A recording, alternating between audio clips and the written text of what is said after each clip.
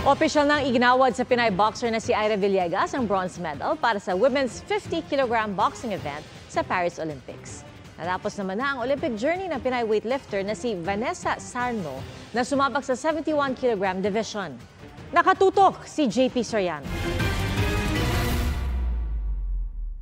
Naisabit na kay first-time Olympian Ira Villegas ang bronze medal para sa women's 50-kilogram boxing event sa 2024 Paris Olympics. Pareho sila ni Nesty Petesio na nag-ambag ng bronze medal para sa Pilipinas. Kaya 4 na ngayon ang medalya ng Team Philippines sa 2024 Paris Olympics.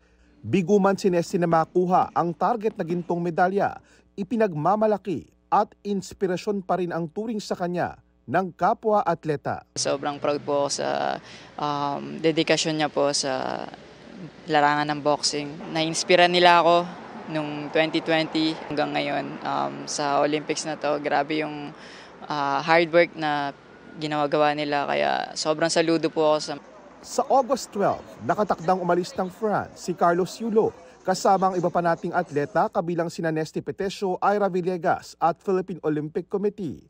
Ayon kay POC President Abraham Bambol Tolentino, agad masisilayan ng mga Pilipino ang ating golden boy pagdating sa Pilipinas. From PICC to Malacanang.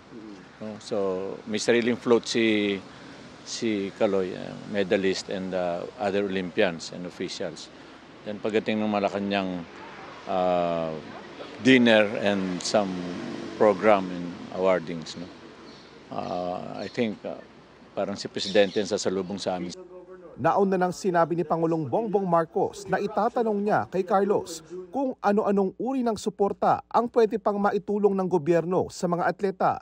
Tinanong ko si Carlos kung ano ang mga imumungkahi niya sa Pangulo. Di lang po kasi basta financial yung kailangan ng suporta ng atleta po .